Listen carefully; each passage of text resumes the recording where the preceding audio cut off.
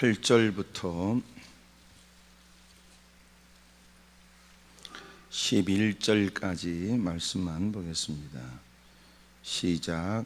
이스라엘이 요셉의 아들들을 보고 이르되 이들은 누구냐? 요셉이 그의 아버지에게 아뢰되 이는 하나님이 여기서 내게 주신 아들들이니이다. 아버지가 이르되 그들을 데리고 네 앞으로 나오라. 내가 그들에게 축복하리라. 이스라엘의 눈이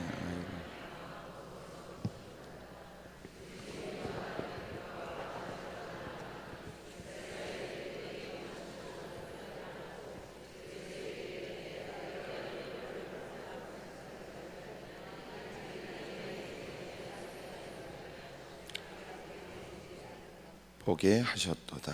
아멘.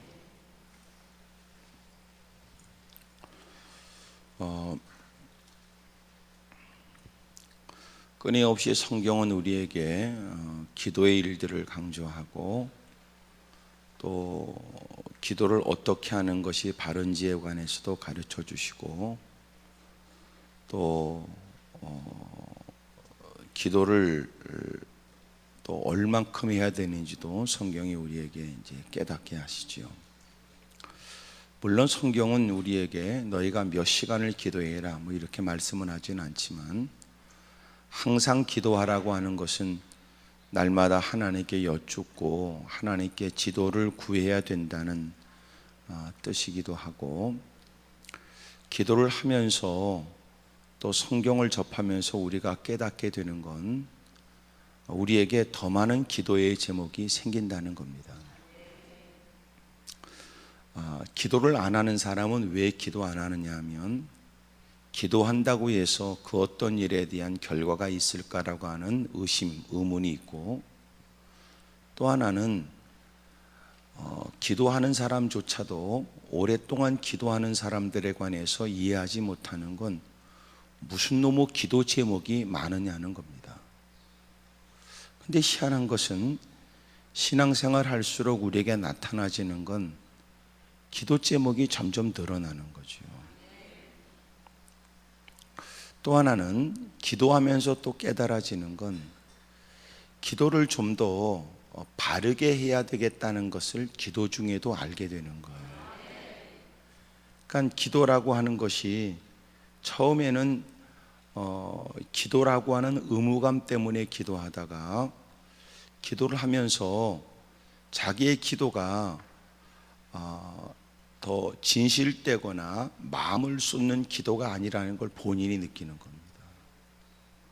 그리고 어찌 보면 목표를 향해서 밀림지대를 뚫고 지나가는 것처럼 때로는 길 없는 길을 막 나뭇가지를 젖히면서 덩쿨을 젖히면서 지나가야 되는 것처럼 우리가 기도를 하면서 마침내 주님이 됐다고 할 때까지 마음에 느껴지는, 다시 말하면 그 일에 대해서 더 이상 두려워하거나 염려하지 않는 마음의 자유가 있을 때까지 무엇보다 응답이 있기 전 기도를 기도답게 한다는 걸 본인이 안다고요.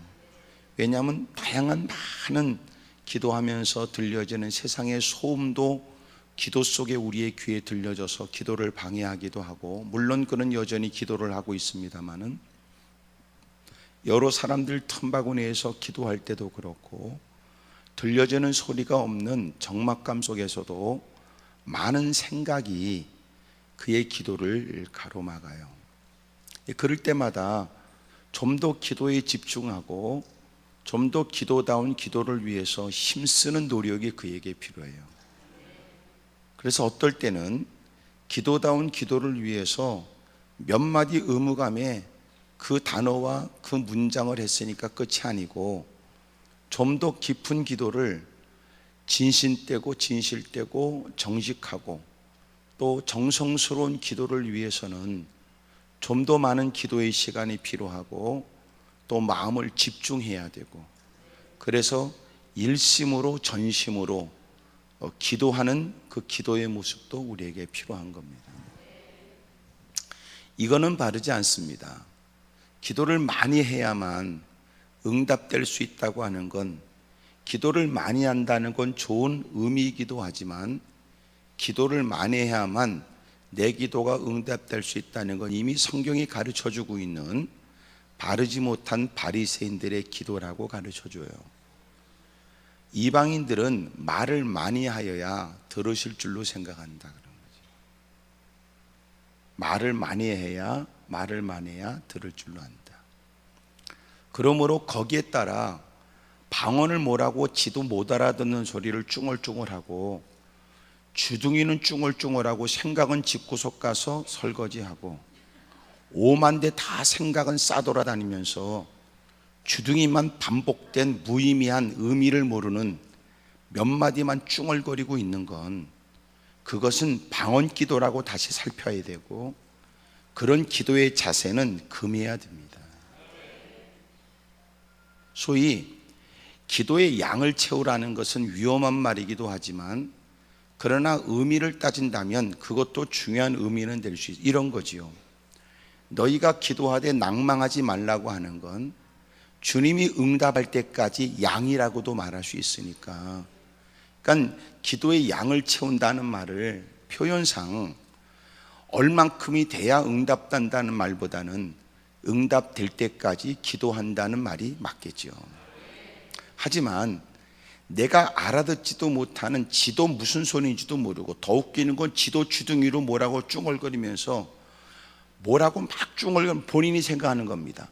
요새는 거짓방언도 있다는데, 그리고 주둥이는 여전히 쭝얼거리고 있다면 그따구게 기도입니까? 또 하나, 쭝얼거리고 2시간 3시간을 엎어졌다 일어나는데 이마에 빨간 도장만 찍고 그리고 마음도 개운치 않게 돌아가면서 그건 기도한 겁니까?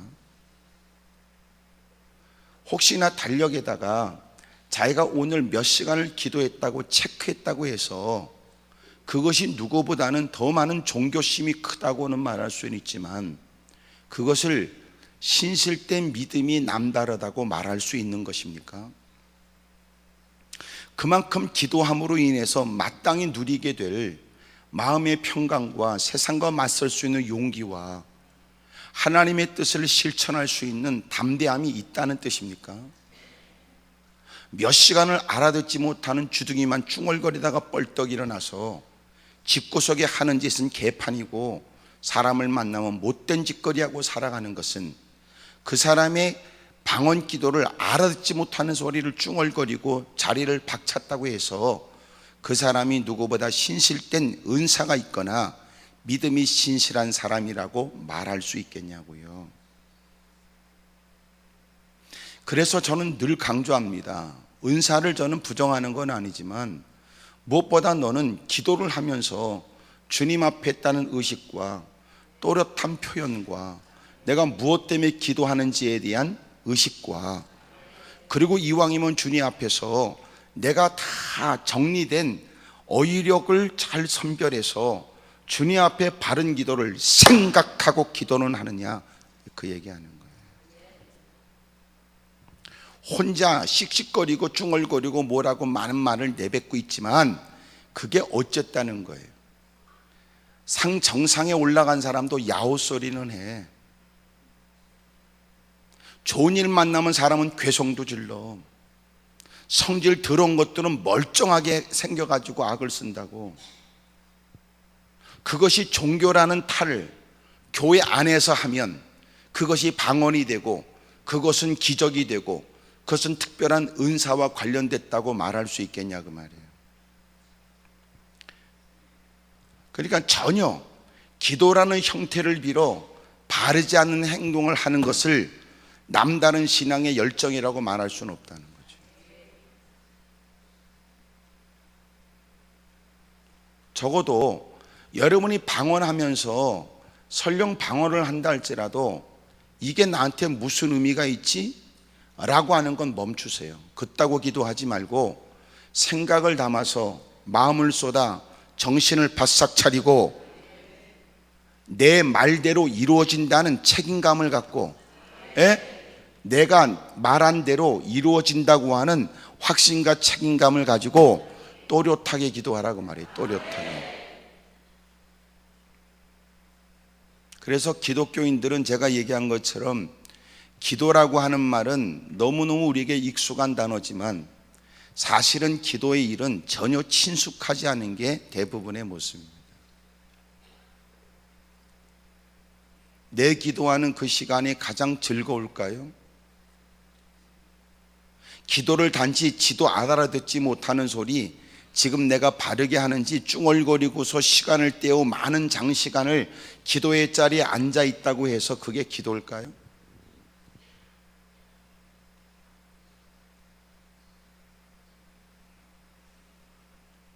그러니까 늘 여러분들은 바른 기도하세요. 바른 기도. 바른 기도. 예? 가장 기도 속에 중요한 것. 사람이, 제가 왜 얘기하냐면 방언이라고 하는 것은 성경이 우리에게 말하고 있긴 하지만 고린도 전후서를 다 봐도 솔직히 고린도 교회는요 개판이었어요.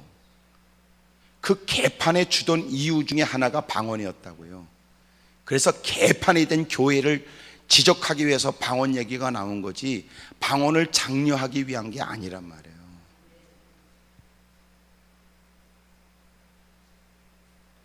은사는 많은데 왜 방언 얘기만 합니까 또? 그리고 그 방언이 바른지 아닌지는 어떻게 알 수 있어요? 얘기 좀 해보세요. 방언은 성령의 은사라면 방언이라고 하는 말은 학습돼서 하는 건 전부 다 사탄 짓이지요. 또 하나 방언에 문제가 생겼기 때문에 그렇다면 통역자를 세우래요. 문제는 방언하는 것들은 더럽게 많은데 방언 통역하는 것들이 없는 겁니다. 또 하나 방언 통역하는 것들도 똑같은 방언을 각자 다른 곳에서 똑같은 방언을 녹음해서 하라고 그러면요 다 틀린 겁니다. 그러면 통변하는 것들이 가짜든지 방언하는 것도 가짜든지 세 사람이 다 가짜일 수 있겠죠. 한마디 더 덧붙인다면 통일교에서도 방언합니다. 몰몬교도 방언합니다. 이단들도 방언합니다. 어떻게 확인해요? 얘기 좀 해보세요. 교회 안에서 하면 방언이고 밖에 나가서 하면 안 방언이에요?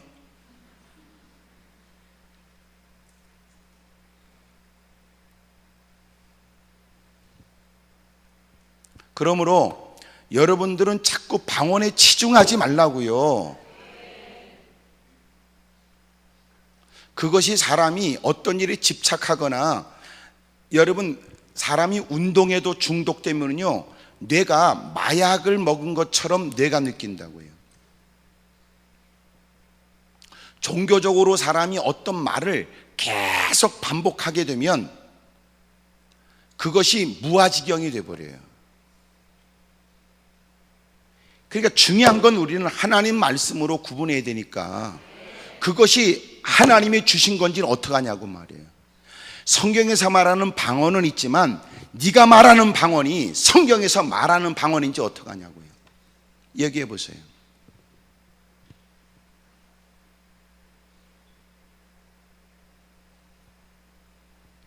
방언뿐만 아니라 모든 은사는 교회의 유익이 돼야 돼요. 또 하나는 반드시 모든 일에 열매가 있잖아요. 방언은 2시간 3시간 했는데 그 눈 뜨고 나서 그 다음에 하는 짓거리 보면 교회에서 더럽게 교만해요. 따뜻한 마음이 없어요. 지탄만 해요. 비판만 해요. 정죄만 해요. 몹쓸 짓만 해요. 과연 그가 하나님이 그에게 주신 성령의 은사를 소유한 사람 맞나요?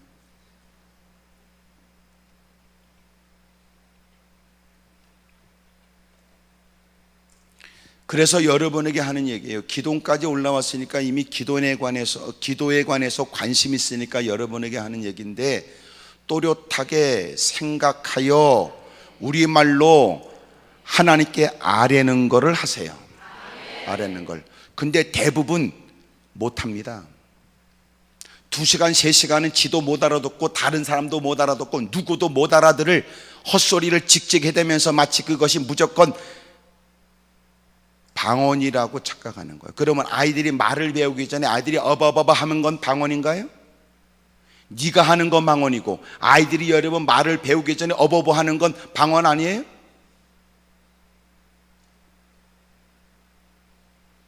그러니까 그것이 방언인지 어떡하냐 그 말이에요. 하나님이 나도 모르는 사이에 내 혀를 잡아서 때로는 그럴 수 있어요. 하지만 성경에서 말하는 방언이라는 것은 사실은 여러분 본래 대부분 하나님께서 복음과 관련됐어요. 성령 충만하여 일어난 방언은 하나님의 큰 일을 말하게 했고, 많은 사람이 각 지역에서 몰려든 사람들이 각자 자기의 도시에 자신들의 언어로 알아듣도록 하나님은 그들의 말을 못 알아듣는 게 아니라 전혀 배운 적 없으나 그들이 하나님의 큰 일을 알아듣도록 그들이 알아들을 방언을 하게 한 거예요. 그런 일에 베드로가 고넬료의 집에 갔을 때도 나타나진 현상은 이방인들에게도 복음의 문이 열렸다는 것을 그들이 모여서 기도할 때 나타나진 같은 현상으로 그 일을 증명하는 거예요. 에베소에 보여지는 바울에게 여러분 나타나진 역사는 바울의 사도권에 관해 많은 사람들에게 베드로가 가서 이방인들에게 복음을 증거할 때 나타났던 것처럼 바울에게도 사도권이 있다는 사실에 대한 증거로 나타나진 현상이에요. 그리고 성경은 우리는 고린도전서만 얘기하지 성경 어디에 또 방언 얘기를 그렇게 두드러지게 강조합니까? 우리는 신앙생활이 방언밖에 없다고 헛소리하고 있는데, 이것은 더 근본적으로 따져서 너무나 은사에 미쳐버린 거예요. 신비주의에.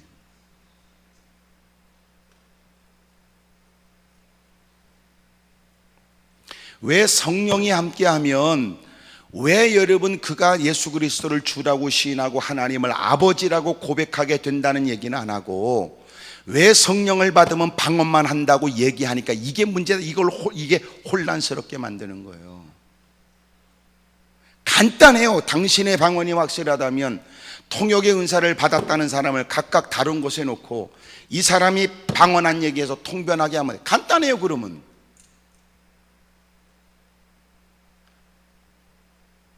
문제는 이게 확인이 안 된다는 겁니다. 오늘 여러분 엉뚱한 일에 마음 두지 말고요, 주님을 생각하고 주님 앞에서 내가 무엇을 구하려고 하는지 또렷하게 분명하게 사고하고 주님 앞에 아뢰세요. 네? 아뢰세요. 분명히 내가 얘기하는데 방언을 할 때는 비슷한 단어를 끊임없이 반복해 쓰는 거는요, 주둥이가 익숙해서 혓바닥이 익숙해서 돌아갈 뿐이지 익숙해서 주둥이는 떠버려도 생각은 오만 데다 헤매고 다니는 겁니다. 왜 그래요? 방언 속에 생각이 없으니까. 그러나 기도할 때는 생각을 담아야 되거든.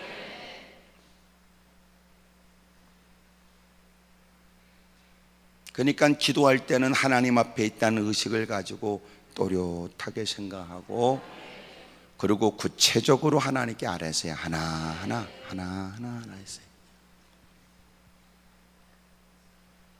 그러면서 하나님이 그 일에 관해서 조치해 주심으로 인한 지혜와 그 일에 관해서 여러분 감당할 만한 용기와 또 기도 중에 하나님이 알게 하신 말을 따라 새로운 기도의 제목이 또 떠오르잖아요.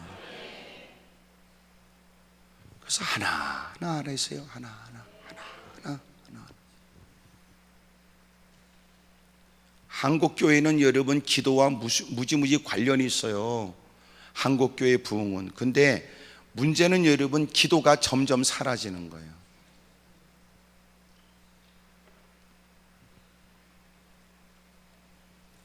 옛날에는 사연도 많아서 사연을 아랬지만 요새는 사연이 별로 없어요. 탐욕만 있고.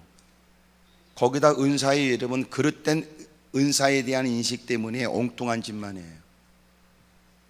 그러니까 여러분 하나님의 은사를 얘기할 때는 더 하나님의 영광을 위해 헌신하겠다는 게 전제돼야 되는데, 은사를 얘기할 때는 탐욕이 있고 시기가 있고 질투가 있으니까 더러운 귀신이 역사한다고요. 저 옆에 내보다 내가 먼저 방언을 받아야 돼. 그년도 받았는데 왜 나는 못 받아? 왜 다른 사람 받고 왜 나는 못 받아? 이런 대단히 위험한 얘기 잘 들으세요. 잘 들으세요. 명심해 드려야 되고, 경계해야 될 일이 뭔가를 잘 알아야 된다고. 아닌 말로 옛날에 다미 선교회 여러분 그때 아이들도 다 예언한다고 그러고 아이들도 방언을 다 받았다고 그러고 그 아이들이 여러분 중학교 고등학교 애들이 여러분 방언하면서 방언 통변을 하는 얘기가 다미 선교회 그때 여러분 종말론 얘기했던 거 아니야? 92년도에 다 미쳐버렸지. 그때 다 방언했다니까. 아이들도 거기에 모인 사람들은.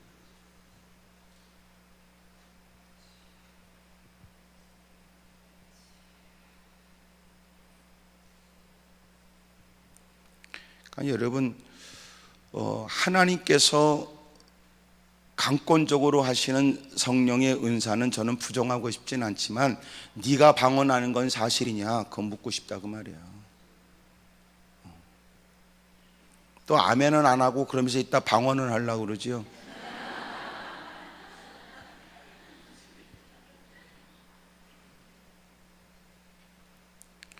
그게 신앙의 일이냐? 그것이 네가 종교성이냐?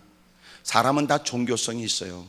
그래서 어느 곳에 가든지 다 종교성이 있어. 그 종교성에 의해서 토속신앙, 미신들이 다 있다고요. 그러니까 착각가 많은데 우리는 언제나 하나님 말씀을 통해 규명이 돼야 되잖아. 규명이. 그러니까 너무나 은사에 여러분 마음 두지 마세요. 너무나 은사에 마음 드니까 여러분 못된 것들이 자꾸 그런 사람을 밥으로 삼고 조급하면은 여러분 당장 어떻게 될 것인가 누구한테 물어봐야 되고 이것저것 기웃거리면서 아는 체 해야 되고 그런다고요. 세상에 희한한 것 따지면요 무당은 작두를 타. 대를 잡고 참 따지면 여러분 그렇게 희한한 일들을 여러분 교회에서 하는데 그것들은 더 희한한 짓 한다니까. 그러니까 교회에서 여러분 말씀 따라 사는 게 아니라 희한한 걸 쫓는 인간들이 여러분 희한한 데 있으면 성경이고 나발이고 그런 데 쫓아간다니까. 마지막 때는 더해요. 하늘에 불을 떨어뜨리고 믿는 자라도 넘어뜨리려고 표적과 기적과 여러분 기사로 사람들을 현혹시킨다고. 그러니까 언제나 물어보세요. 그게 하나님과 무슨 관계 있냐는 거지. 맞다 그래서 그게 하나님하고 무슨 관계 있어?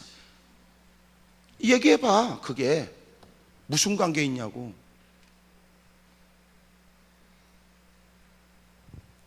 세상에 여러분 특별한 재능과 희한한 일을 하는 사람 많더라고. 어떤 사람은요 그 막 돌들이 막 이상한 돌을 말이지 균형을 잘 잡는 사람이 있더구만.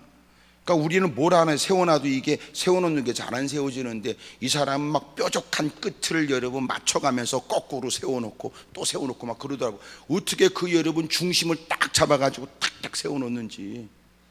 그건 은사야? 여러분 못하잖아. 그럼 내가 못하는 걸 누가 하면 은사야?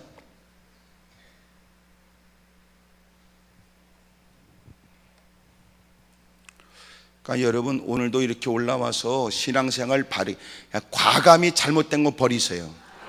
과감히 잘못된 거 버리고 왜 우리는 쫓을 걸 쫓지 않고 엉뚱한 일에 시간을 보내냐고.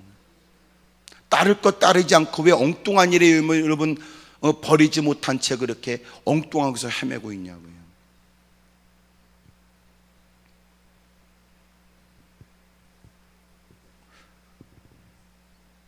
오늘은 특별히 이제 여기 야곱이 이제 죽기 전에 세상을 뜨기 전에 그가 자기 요셉 그리고 자기 손자들에 관해서 이제 축복 기도를 하기 전에 있는 내용이에요.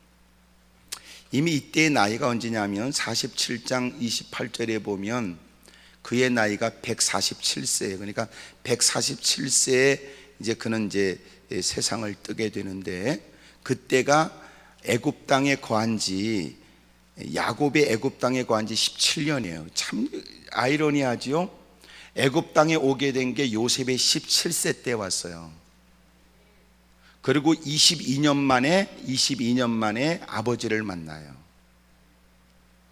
그리고 아버지가 17년 동안 있다가 그리고 147세에 이제 세상을 뜹니다. 그러니까 아버지가 자식을 만날 때가 130세였어요. 그가 애굽 땅에서 보낸 22년을 빼면 사실은 여러분 그가 요셉의 17세 때에 애굽 땅의 다른 형제들에 의해서 버림을 받고 왔는데, 그때 요셉이 아버지가 나이가 몇 세였을 때 태어났는가 보니까 91세에 태어난 거예요. 그러니까 91세에 아버지가 노년에 요셉을 받게 됐고, 그리고 17세 때 잃어버린 거예요.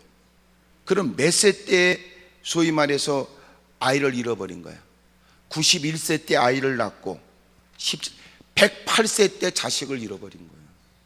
배다른 형제들에 의해서 자식이 형제들을 만나러 들판을 헤매다가 짐승에 물려서 죽게 됐다. 알고 보니까 그놈의 새끼들이 은 20에 팔아버렸는데, 거짓말했죠. 내가 한번 얘기했잖아요. 인생은 누구도 몰라.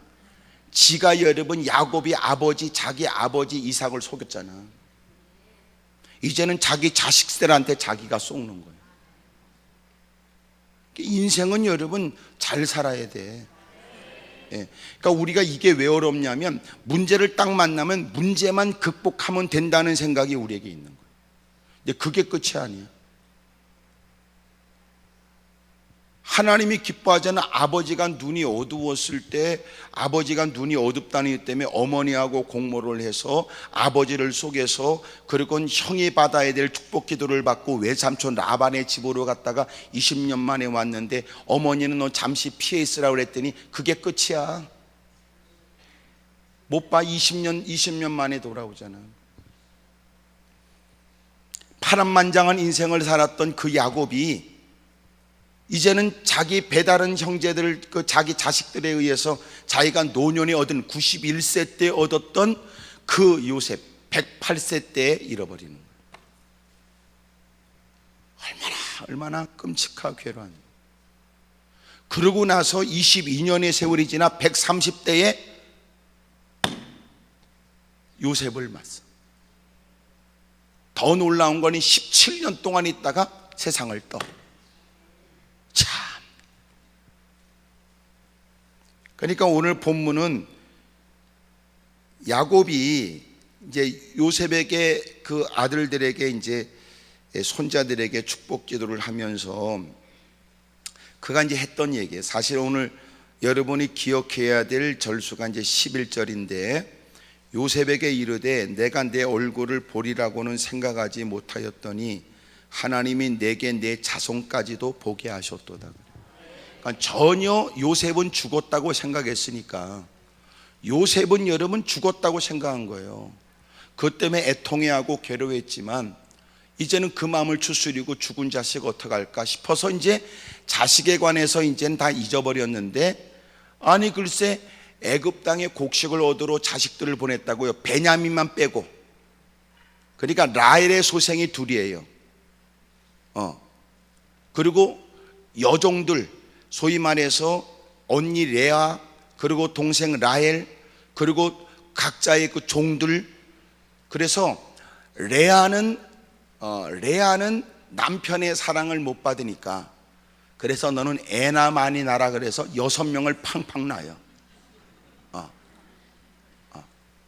그리고 라헬은 늦게사 91세 때에 요셉을 낳게 되고, 나중에 베냐민을 낳다가 죽어버려요. 지가 죽으면서 지가 슬프니까 너는 슬픔의 아들이다 그러고 죽어버려. 그러지만 야곱은 그 막내 아들을 가슴에 품고, 이년아 왜 슬픈 애냐, 얘는 내 오른손의 아들이다. 그렇게 해서 여러분 베노니를 베냐민으로 바꾼다고요. 그래서 여러분 12아들인데, 여러분 레아가 6명의 아들을 낳고, 라헬은 2명을 낳고, 각자의 종들이 2명을 낳아요. 2명씩을. 그래서 결과적으로는 전체적으로 12명이라. 그래서 곡식을 얻어 갖고 오라고 말하면서 요셉을 잃어버렸으니까 요셉을 또 밖에 내놔서 짐승들에게 먹혀 죽었다고 배다른 형제들에게 그 자식들에게 들었기 때문에 베냐민만큼은 지키고 싶어서요, 베냐민만 놔두고 12명 중에 요셉은 죽었다고 생각했고 나머지 10명을 다 너희들은 가서 곡식을 사갖고 오라고 다 보낸다고요.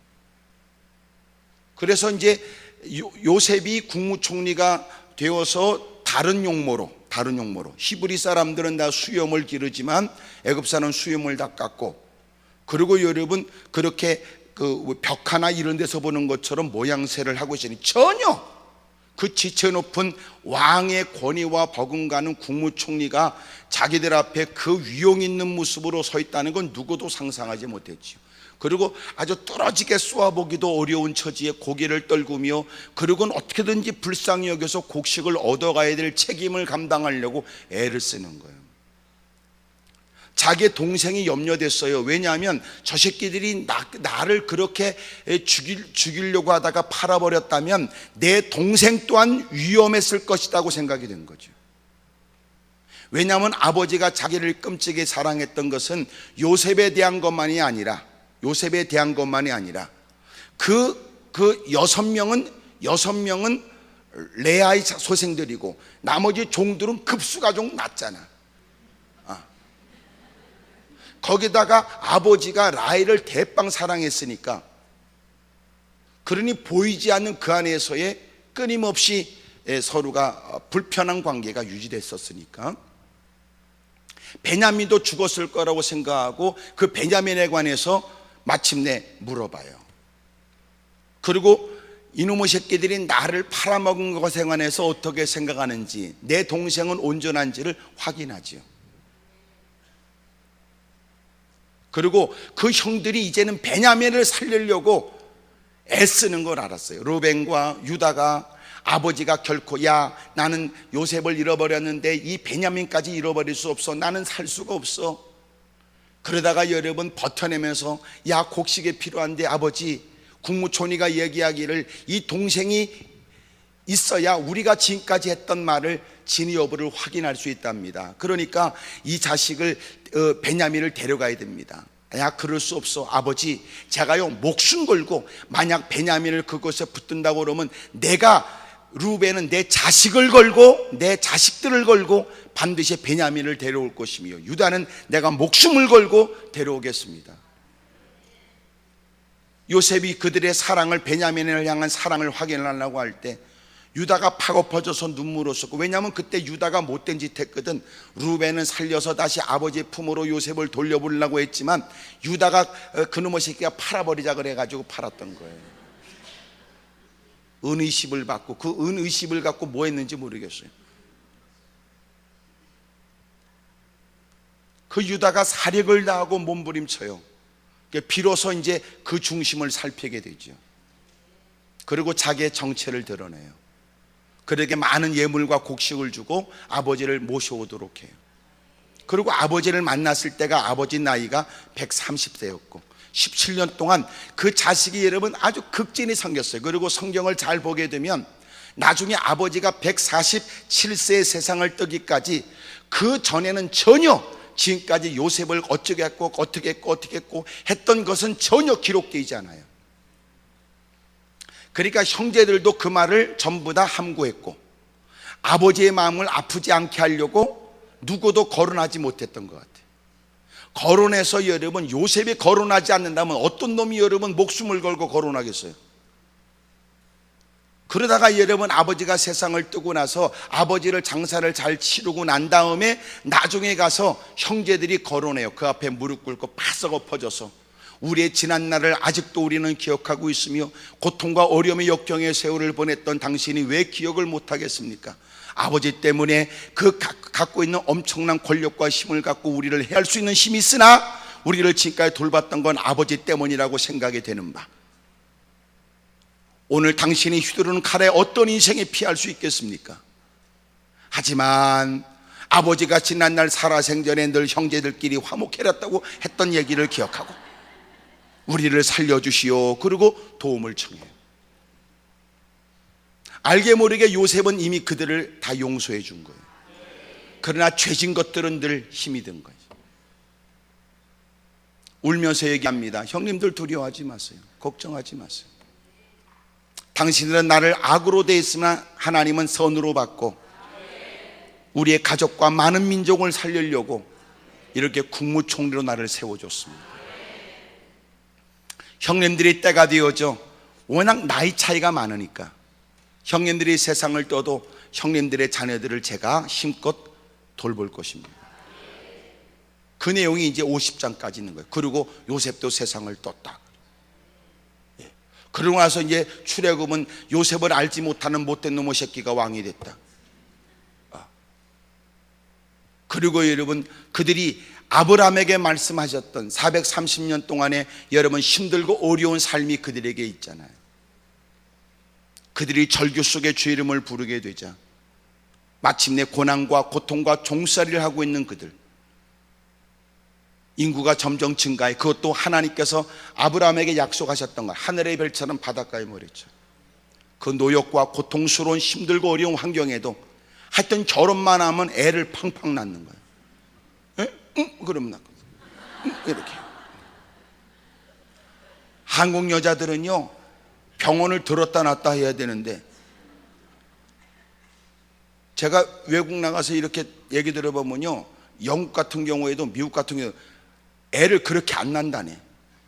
그러고는 안 돼. 그리고 애 낳고 나면요, 찬물로 샤워하고, 그리고 멀쩡히 싸돌아다닌다네.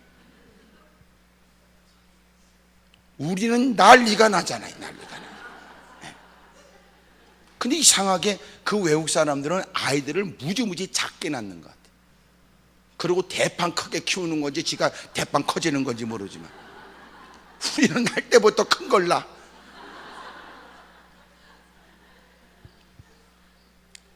어쨌든 여러분, 그것이 여러분 여성의 신체적인 어떤 조건이 있는지 모르지만 하나님께서 베푸신 은혜에 그들의 자손이 막 번성하는데요, 이때 여러분 그 야곱이 자기의 가족들을 다 데려갈 때 숫자가 몇냐면 여러분 70명이에요 창세기 46장 27절에 보면 야곱의 집사람으로 애굽에 이른 자가 모두 70명이에요 그러니까 70명이 그 땅에 들어갔는데 야곱이 죽고 요셉도 죽고, 그리고 마침내 그들이 출애굽할 때는요, 남자 장정만 따져 60만이었고 실제적으로 거기에 따르는 잡족들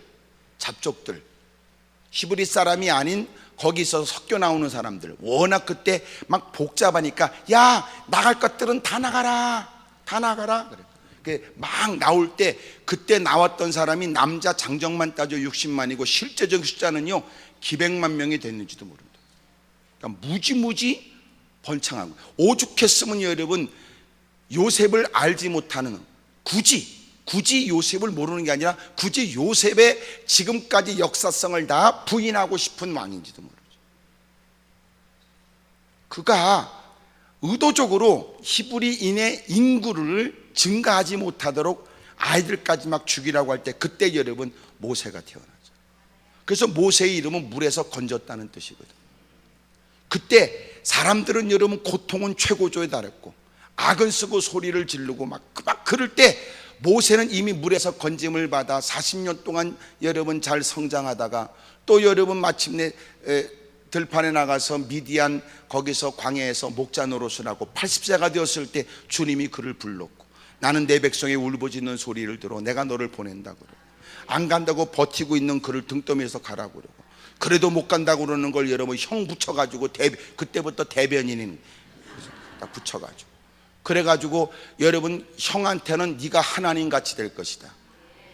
그리고 여러분 바로 앞에 보냈고, 거절하고 버팅기는 바로가 의도 터져 마침내 여러분 다 나가러 갈 때 그렇게 대빵이나 어마어마한 숫자들이 나온 거예요. 여러분은 지금은요 이 창세기를 넘어서 출애굽까지 간 거예요.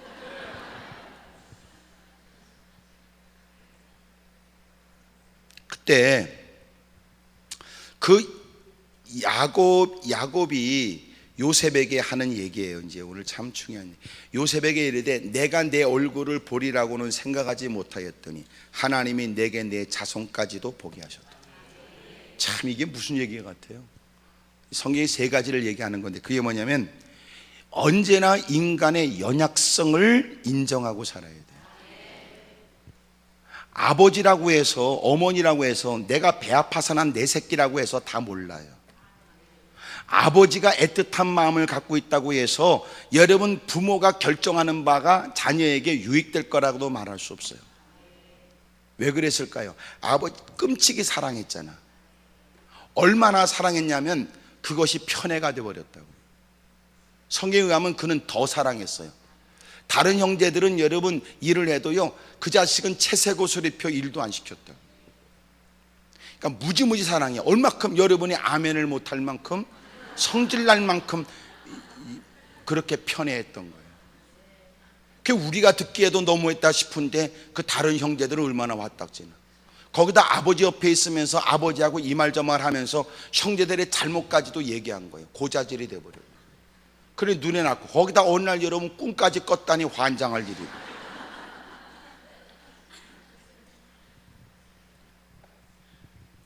그래서 마침내 죽었다고 생각했는데 놀라운 것은 그 적지 않은 세월이 지나간 다음 22년의 시간이 지나간 다음 요셉이 살아있을 거라고도 생각하지 못했고 요셉이 국무총리 될 거라는 사사상 상상도 못했고 그러니 여러분 또 손자를 볼 거라는 사사사사사 상상도 못했을 테고 근데 지금은 어떻게 해요?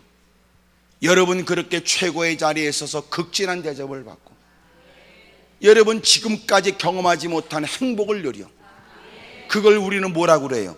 오래 살고 볼 일이라고. 상상하지 못한 일이 벌쳐진 거예요. 그러니까 언제나 잊지 말아라. 네가 똑똑한 게 아니라는 거예요. 네가 아무리 생각해도 또 생각해도 하나님은 그거보다 더 크다는 거예요. 얼마큼 하나님이 클까요? 모든 온 인류의 생각보다도 뛰어나면. 왜 그래요? 하나님으로부터 창조했다. 지금까지 이 땅에 존재했었고 앞으로 존재할, 그리고 지금도 현재 생존하고 있는 모든 인간들의 상상과 지혜보다도 하나님은 더 뛰어나세요. 그러므로 오늘 여러분이 만난 문제 앞에 이럴 거라고 예측, 단정, 네가 똑똑한 게 아니야.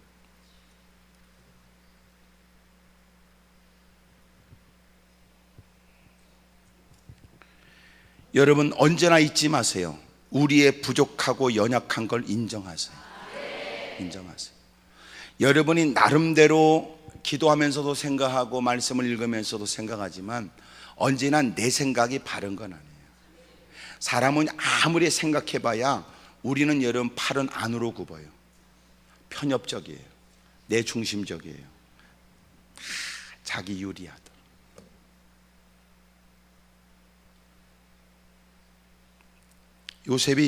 요셉에게 야곱이 얘기하잖아요. 내가 내 얼굴을 보리라고는 생각지도, 얼굴을 볼 거라고도 생각 못했대. 어이구 참나. 에? 내가 볼 때는 형들은 생각했겠어. 은 20에 팔아버려서 어디를 맴돌고 있다고 해서 확 죽어버릴 거라고 생각했지. 자기들이 여러분 그렇게 바싹 엎드려서 겁을 먹고 두려움 속에 바싹 엎드려서 곡식을 여러분 얻겠다고 사정하고 매단했던 그가 여러분 자신들이 어디 가서 죽어버려라 그리고 여러분 은 20에 팔아버렸던 요셉이. 그러니까 우리 조심해야 된다니까.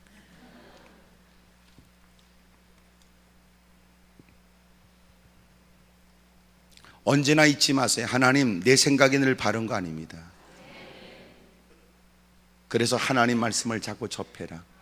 내 생각보다도 더 확실하다고 믿어라. 하나님의 말씀을 배워 내가 온전치 않은 내 생각을 자꾸 주장하여 똥꼬집 부리지 말아라.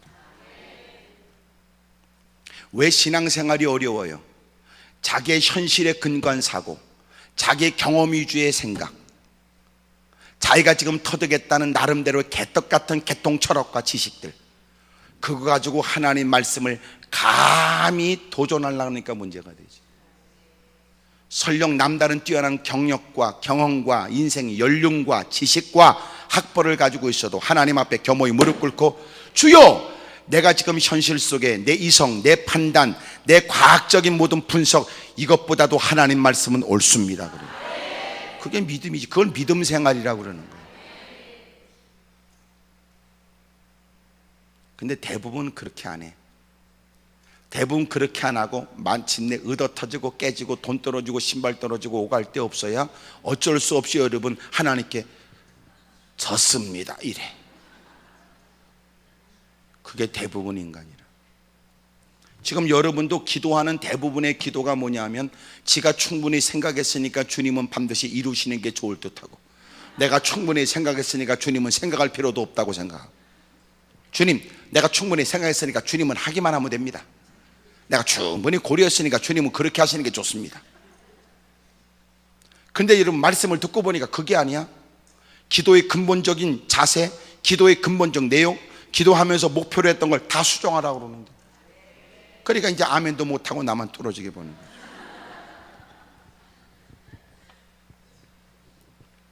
언제나 우리가 잊지 말아라. 너 연약함을 인정해라. 네가 똑똑하지 못하다는 걸, 그렇게 잘난 게 없다는 걸, 쥐뿔도 없다는 걸. 이제 그걸 이제 아멘을 잘 안 하잖아. 그러면 주님이 그래? 그러면 좀 더 배워야 되겠다. 그래서 주님이 시련과 역경을 줘요. 실패라는 단어를 통하여 나름대로 애써왔는데 애쓴 수고가 겨우 이거밖에 안 되나? 자랑했던 배경 가지고도 안 되는 이 꼬라지는 뭔가?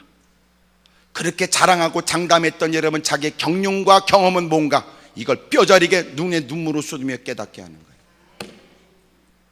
그래서 평상시 하나님 말씀을 들을 마음은 없고 귓구멍에다가 여러분 돌을 박아놓고 말만 많았던 예편네들, 인간들, 하나님은 고난을 통하여 귓구멍에 박았던 돌을 뽑아서 입에 물게 하고 겸손히 여러분 쥐죽은 모습으로 하나님 말씀에 귀를 기울이도록 만든다는 거예요. 할 말 없음. 철없는 인간이 뭐라 그러면 너도 가만히 있는 게 나을 거다. 나도. 날 보면 모르냐? 너보다 잘났고 너보다 똑똑하다 그러다가 결국은 나도 귓구멍에 박았던 돌을 내 입에 물었다. 그걸 뭐라 그래? 더러운 꼴 당하는 거야. 귓구멍에 박았던 여러분 돌을 입에 담으니까 깨끗하고 써.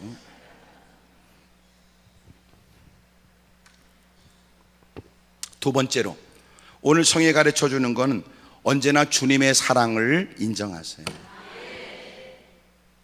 당장 안 보인다고 해서 하나님 멀리 떠난 것도 아니고, 내 손을 떠났다고 해서 자식이 죽은 것도 아니고, 여러분 내 뜻대로 되지 않았다고 해서 내가 그렇게 끔찍이 사랑했는데 끔찍이 사랑한 보상, 내가 끔찍이 사랑한 만큼 결과, 이게 여러분 나타나지 않는다고 절망할 거 없어. 하나님은 여러분 내가 자식을 사랑하는 것보다, 내가 그 일에 더 마음을 쏟는 것보다 하나님은 나를 나보다 더 사랑하고, 내가 품에 안아야 내 새끼가 되고 내가 잘 키워야만 잘 될 거라고 생각했던 것과 달리 하나님이 돌봐줘야 내 손이 미치지 못하는 곳에서 하나님이 도와주지요. 놀랍잖아. 여러분 다른 배다른 형제들에서도 아버지는 지켜주지 못했고, 놀란 건 여러분 팔려갈 때 낯선 땅에 가서 힘들고 어려운 일을 할 때도 하나님은 함께하여 하나님이 책임져 주잖아. 그러니까 잊지 마세요. 하나님의 사랑을 인정하라 그 말이에요. 아멘입니까? 지가 모르게 똑똑한 게 뭐가 있어? 쥐뿔이나. 지가 남달리 애틋하게 사랑해. 사랑은 개떡이나. 개새끼를 끔찍이 사랑해도 나중에 뭔 일이 생기면은요 개새끼도 버려버린대. 유기견이 그렇게 많다네. 유기견이. 외국 같은 경우에는 여러분 때로는 막 이런 산에 말이지 그 야생 맹수들도 있대요. 간혹. 왜 그런가 추정해 보니까 누가 키우다가 사자 같은 거, 예? 악어 같은 거 집구석에서 동풍깨나 했다고 개폼 잡고 거들먹고 키우다가 방법이 없어요. 여러분 힘드니까 풀어놔 버린 거예요. 그런 경우. 그걸 여러분 동물 애호가라고 그럴 수 있습니까? 언제 개가 여러분 춥다고 옷을 입혀달라는 적이 있어? 그리고 여러분 개가 원치 않는 여러분 양말 면으로 된 신발 시켜놓고 미끄러지는 걸 보기 좋다고 그러고, 언제 개가 이러면 꼬리 잘라달라고 그랬어? 언제 아파트 짓는다고 이러면 성대 잘라달라고 그랬냐고. 그게 개새끼 사랑하는 거야? 웃기고 있네. 언제 개새끼가 여러분 자기 몸에 여러분 그렇게 물들여 달라고 그랬어? 언제 어디는 깎고 어디는 깎지 않고 누가 그렇게 해달라고 그랬어? 개가 요청한 거야? 네가 네 맘대로 장난감처럼 그러는 거야.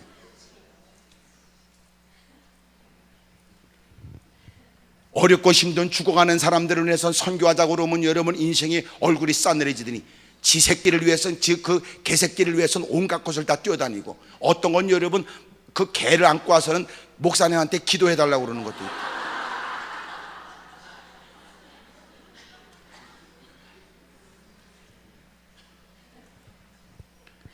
오해하지 마세요. 전부 다 개를 삶아 먹자 뭐 어떻게 이런 얘기는 아니야.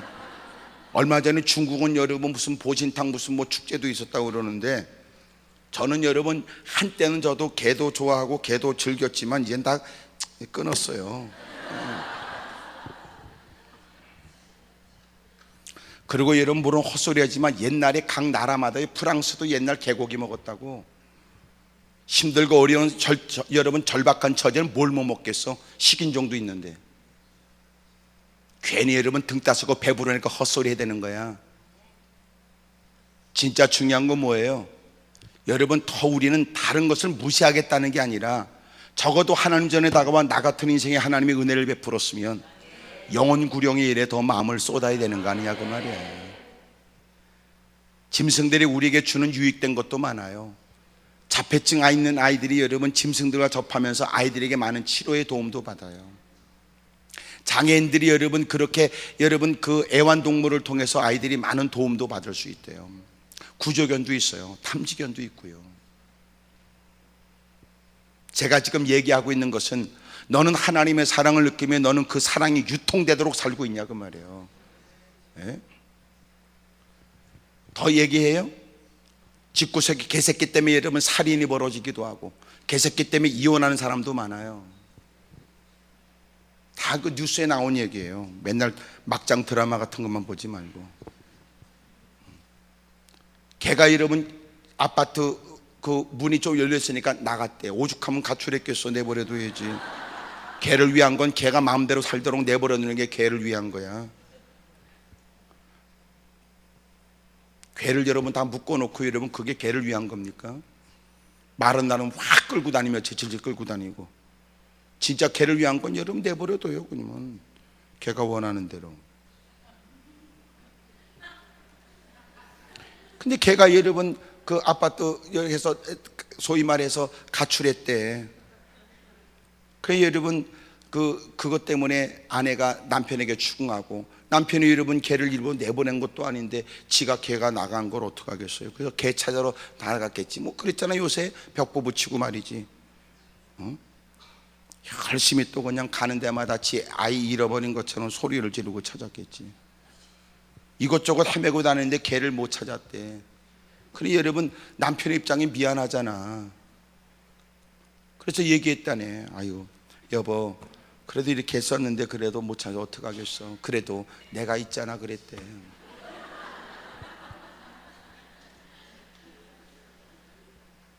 그랬더니 그 아내가 하는 얘기가 너는 없어도 되지만 개는 있어야 된다고 그랬대. 순간 남자가 눈이 뒤집어져서요 목 졸라 죽였어.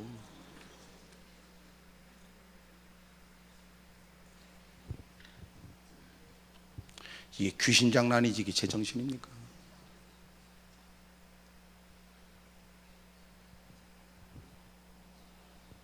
아이고 참. 난 여러분들이 집안에 개를 키울 수도 있어요. 하지만 잊지 마세요. 개는 개고 사람은 사람이지. 문제는 요새는요 개가 지가 개인 줄 모르는 경우도 있다네. 더 놀라운 건 사람도 지가 개인 줄 아는 거야. 개판이죠 그게.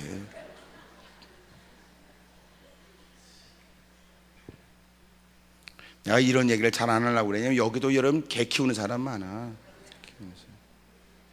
그 전에 내가 어느 교회 이 수양관에서 그 교회 여전도 애들 집회를 해서 제가 여름에 가서 집회를 했어요. 근데 수양관에 개가 한 마리 있더라고. 그래서 여기 개가 있네요. 그래서 제가 이제 사실은 개를 좋아해요. 그래서 막 이제 개를 이렇게 보고 그러니까 아이고 키우려고 키웠던 게 아니에요. 그 전에 있던 개도요 자꾸 사람들이 올라오고 이 개가 막 짖고 하니까 사람들이 놀래서 그래서 개를 다른 데 보냈다고. 그런데 개를 안 키워야 되겠다고 생각했는데 누가 여러분 기도하러 올라왔는데 그 사람들은 갔는데 개만 남았다네.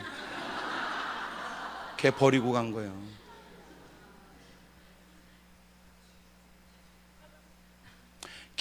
우리 기도원에는 여러분 뭐 그렇게 개를 이렇게 뭐 놓고 가거나 뭐 그런 건 없어요. 그런데 가끔 이런 아이들을 놓고 가요.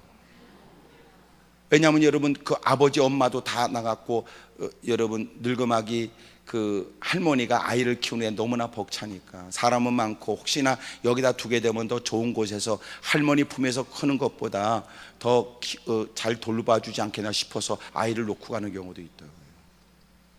근데 거기는 개를 놓고 갔더니 그래서 어쩔 수 없이 그렇게 키우게 됐다 이제 그런 얘기를. 괜히 그러니까 뭐라고 그러지 마세요. 무슨 뭐 개를 뭐 그러지 말고. 하여튼 개는 키우지만 혹시나 모르지 지금 얼굴이 그런 사람은 무슨 뭐 개 털을 깎는 게 직업인지 뭐 그런 건 잘 모르지만 나는 그걸 다 무시하는 게 아니라고요. 나는 외면하는 게 아니고. 하지만 당신한테 하나님은 어디 있고 당신한테 사람은 어디 있냐고요. 그거 묻고 싶은 거예요. 요새 여러분 홀로 사는 독거노인들도 있을 때 개가 큰 벗이 된대요. 힘들고 어려울 때는 그렇게 갖고 있는 여러분 그 반려동물이라고 요새 하잖아요. 도움도 돼요. 근데 사실은 자기가 이기적이거나 여러분 바르지 않는 그러나 거짓말로 꽤나 여러분 개를 사랑하는 것처럼 그러지 말아라. 당신의 형편에서 그렇게 키운다면 또 그럴 수 있지만 잊지 마세요. 개는 배신한다고 그러지 말고 하나님이나 잘 믿어요. 하나님의 사랑을 인정하세요. 크게 아멘 하십시다.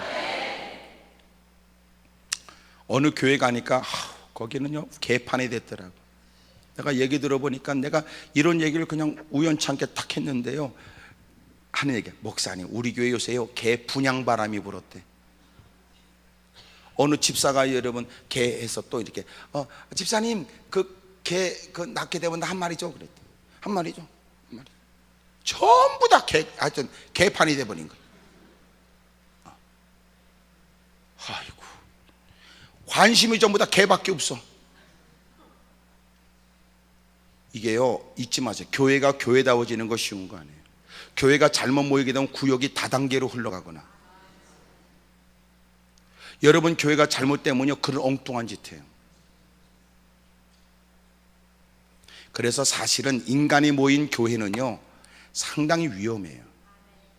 위험해요. 워낙 얻어터져 기어들어올 때는 워낙 여러분 기가 죽어서 있지만 여건과 형편이 좋아지면요 무슨 짓 할지 모른다. 그래서 언제나 교회는 성령 충만하지 않으면 안 돼요. 늘 은혜 속에 있어야 된다. 옆에 사람 다 물어봐. 그쪽도 보통은 아니시죠? 물어봐요. 언제나 자신의 연약함을 잊지 마십시오. 두 번째는 여러분 하나님의 사랑을 인정하고 살아야 돼요.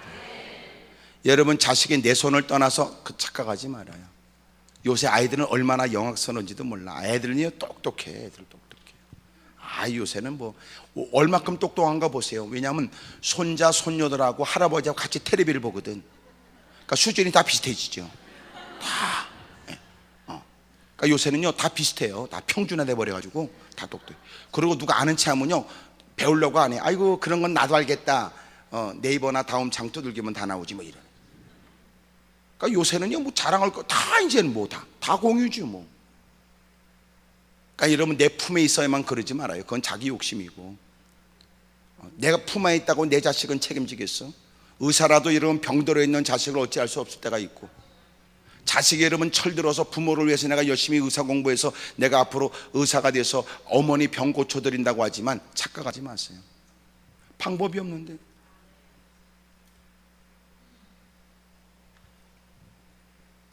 나는 여러분이 하나님을 인정하길 바라요. 연약함을 인정해라. 하나님, 내 생각이 다가 아니죠. 내 뜻대로 마옵시고 아버지의 뜻대로 됐으면 좋겠어요. 하나님, 내 마음의 두려움이 떠나가게 해주세요. 내가 자식을 향한 애틋한 마음보다도 하나님은 내 자식을 더 사랑하고 책임져 줄 줄로 믿습니다. 아멘입니까?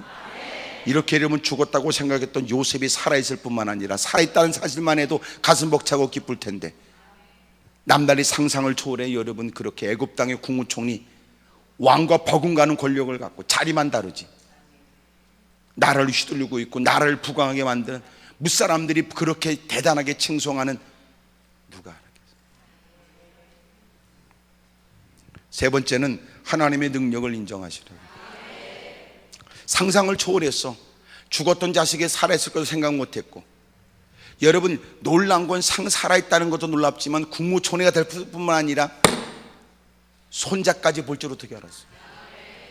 자식의 생사가 여러분들 가슴 아픈 억장을 누르는 눈물 쏟고 가슴 치고 여러분 한탄할 일이었는데, 그러니까 여러분 하나님이 얼마나 위대하시냐. 아멘입니까? 아, 그게 이 땅뿐이야? 영원한 세상도 있는. 대부분 우리가 갖고 있는 염려, 근심, 걱정은 어디서 와요? 지 생각 때문에 그러는 거야. 자기 생각 때문에. 왜 염려해요? 지가 생각하기 어려울 것 같으니까 건심이 되는 거예요. 왜 당신은 여러분 그 어려운 일에도 얼굴이 밝아요? 지가 생각할 때는 그거는 넉넉히 해결될 것 같아. 그거 아니야 다. 왜 한숨 쉬어요? 지가 생각할 때는 그것 때문에 지가 어렵고 힘든 곤경에 빠질 것 같아. 그러니까 근심되지. 더 놀라운 건 여러분 똑같은데 누군가는 여러분 시파란 불 켜서 왜 그래? 그냥 아유 그거 해결할 수 있대. 그거 내가 얘기 들어보니까. 근데 지 생각에 그건 아무것도 아니라고 생각한 거예요. 그거 괜찮다니. 지금 나 물을게요. 여러분 문제 때문에 여러분 문제가 문제겠어요? 지 생각이 문제지. 허이 또 표현이 또 왜 그래? 밝게 아멘을 해도 여러분 부족할 편에. 옆에서 한번 물어봐. 그쪽은 뭐가 문제입니까? 물어봐.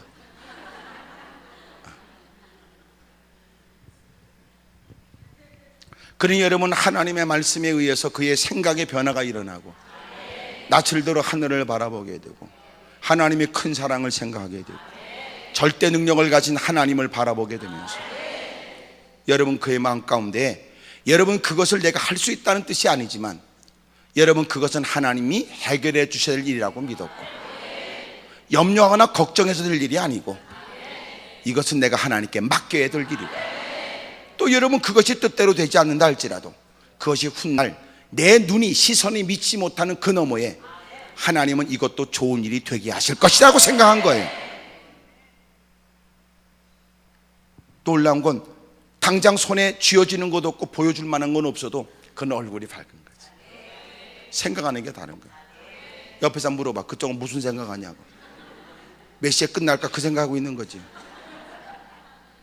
이 정도 했으면 이제 거방 끝난 거야.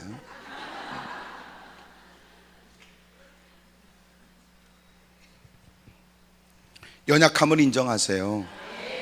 하나님의 사랑을 인정하고 그분의 능력을 인정하세요. 요셉의 고백하기를 봐라. 야곱의 고백하기를 요셉에게 내가 내 얼굴을 보리라고도 생각하지 못했는데 네가 이렇게 훌륭하게 돼 있는지 몰랐다. 아이고, 네가 살아있다는 얘기를 내가 보지 못하고 멀리서라도 들었어도 내가 기뻤을 텐데. 때로는 그럴 때 있잖아요. 요새 막 안타까운 안전사고 끔찍한 일을 보면 자식이 여러분 살아있기를 원하다가 그 다음에 여러분 자식의 시신이라도 이러잖아. 아버지 입장에 찢겨진 염소 피만 묻혀갖고 나쁜 놈의 새끼를 그 새끼들이 들고 와가지고, 그러니 얼마나 괴로웠겠어. 그렇게 끔찍하게 사랑하는 자식 어떻게든지 살릴 수만 있다면 살리겠다는 마음, 더 이상 살릴 수 없다면 시신이라도 가슴에 안기를 원했는데 흔적도 없이 살았다. 아이고, 살아있다는 얘기만 들어도 그것으로 만족해. 네? 살아있다는 얘기만 들어도.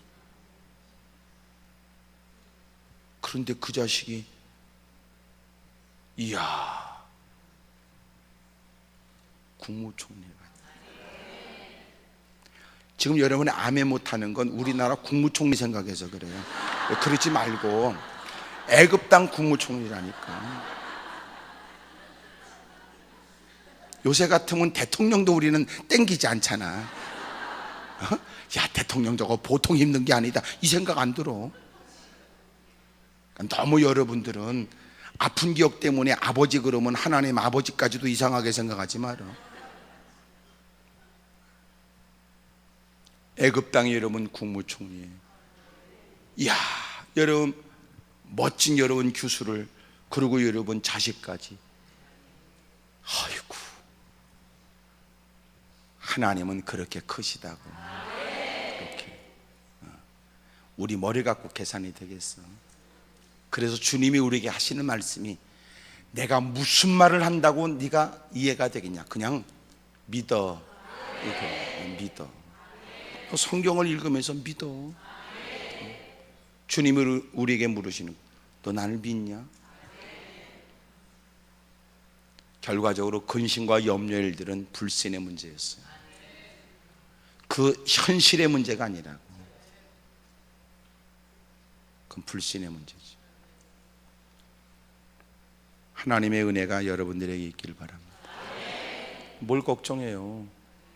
오늘 여러분 성실하게 최선을 다하고 하나님이 기뻐하는 위해서 힘쓰고 그러면 돼. 하나님이 무지하여 그걸 모를 리가 없고. 예? 무지해서 모르겠는가? 하나님이 무능하여 곧다고 일을 못하실까? 그게 아니라면 나를 끔찍이 사랑하신 하나님이 뭔가 계획이 있다고는 생각 안 들어요? 결국은 좋게 하실 거라고 생각이 안 들어요? 그래서 제가 하는 얘기야, 반드시 하나님은 좋은 일을 주세요. 또 하나님 뭘 줘? 좋은 일이 되게 하세요. 따라합시다. 하나님은 좋은 일을 주시고, 또 하나님은 좋은 일이 되게 하세요. 크게 아멘 하십시다. 의심하지 말라. 이런저런 일 때문에, 아픔 때문에 통증을 느끼거나 당황스러운 일 때문에 여러분들 얼굴에 긴장된 모습이 보일 수는 있지만, 그렇다고 해서 한숨 쉬거나 좌절하지 마라. 확신을 가지세요. 하나님은 반드시 우리에게 좋은 일을 주고, 그것도 좋은 일이 되게 하세요. 기도하겠습니다. 무릎을 꿇겠습니다. 두 손을 높이 들어요. 주먹을 꽉 거머져요. 어떤 누군가는 소리질러 기도하는 것을 천박하거나 유치한 기도처럼 여기더라고요. 축구장 가서 목이 쉬도록 악을 쓰는 그 인간하고, 야구장 가서 미친 듯이 여러분 소리를 지르고 발버둥 치고, 2002년도 월드컵 할 때는 다 여러분 미친 짓 하더라고. 그래도 전혀 문제가 아닌 것처럼 느껴지는데, 왜 하나님의 도움이 절박하다는 확신, 서지, 형편에 그 하나님을 갈망하며 그 하나님을 찾는 소리가 왜 유치합니까? 네가 유치한 거지. 네가 생각하는 고상한 게 뭔데요? 주님, 제 생각의 변화가 필요합니다. 하나님은 내게 좋은 일을 주시고, 이게 과연 좋은 일일까 싶은 일 역시도 좋은 일이 되게 해 주실 줄로 믿습니다. 힘주어 큰 목소리로 주님을 세 번 부르고 통성한절히 기도합니다. 주여!